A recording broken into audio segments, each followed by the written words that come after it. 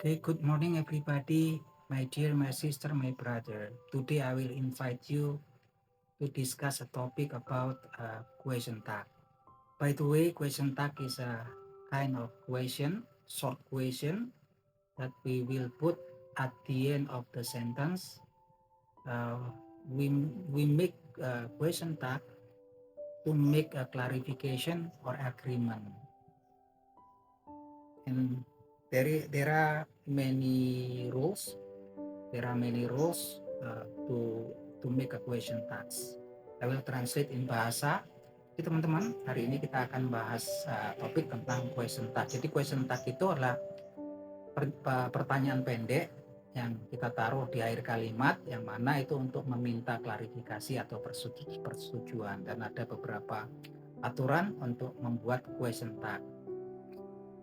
Once, first, when the main sentence is positive, the question tag will be negative. For example, he is a rich man, isn't he? Dia itu lelaki yang kaya, bukankah begitu? Jadi di sini kan dia itu kalimat utamanya he is a rich man. Ini kan kalimat utamanya kalimat positif. Jadi question tag-nya negatif, itu rule pertamanya. Isn't he? Dia itu lelaki kaya ya, bukankah begitu?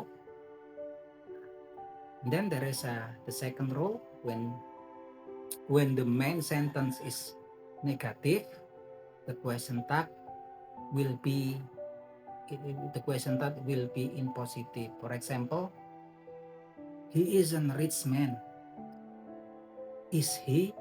Jadi kalimat utamanya dia itu bukan lelaki yang kaya loh, gitu kan?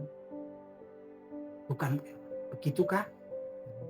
So he isn't a rich man. So the question tag is he. Jadi kalau dia pertanyaan, ini kalimat utamanya kan dia bukan lelaki kaya.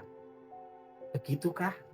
Itu namanya question tag ya. Jadi question tag itu untuk minta klarifikasi atau persetujuan. Ini sih sebenarnya lebih ke adik-adik ya, teman-teman yang lagi di junior high school or in senior high school.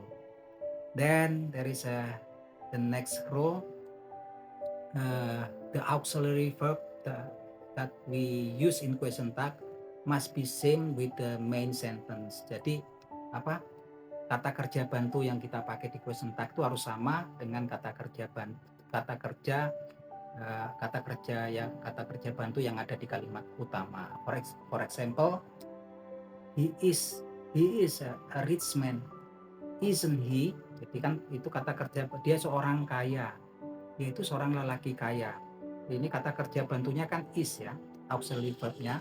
Jadi question tag-nya juga harus pakai is ya, isn't he, tapi dalam bentuk negatif, bukankah begitu? Itu aturan yang ketiga ya teman-teman. And then if the main sentence doesn't have any auxiliary verb, we can use do, does, and did. Jadi kalau di kalimat utamanya itu nggak ada auxiliary verb atau kata kerja bantunya, kita bisa menggunakan do, does, and did. For example, he went to Bali yesterday. Dia pergi ke Bali kemarin, kan? Jadi ini kan nggak ada kata kerja bantunya ya. Dia pakai habis subjek, ini kan langsung kata kerja ya, kata kerja bentuk kedua past tense. He went to Bali yesterday. Did he? Didn't he? Gitu kan. Dia itu pergi ke Bali kemarin. Bukankah begitu? Jadi kita gunain pakai did ya, didn't. Itu karena kata di kalimat utamanya kan dia pergi ke Bali kemarin. Kalimatnya kan kalimat positif, itu dalam bentuk lampau ya. Jadi question tag-nya kita pakai negatif tapi dalam bentuk lampau. He went to Bali yesterday. Didn't he? Bukankah begitu? Dia pergi ke Bali loh kemarin. Bukankah begitu?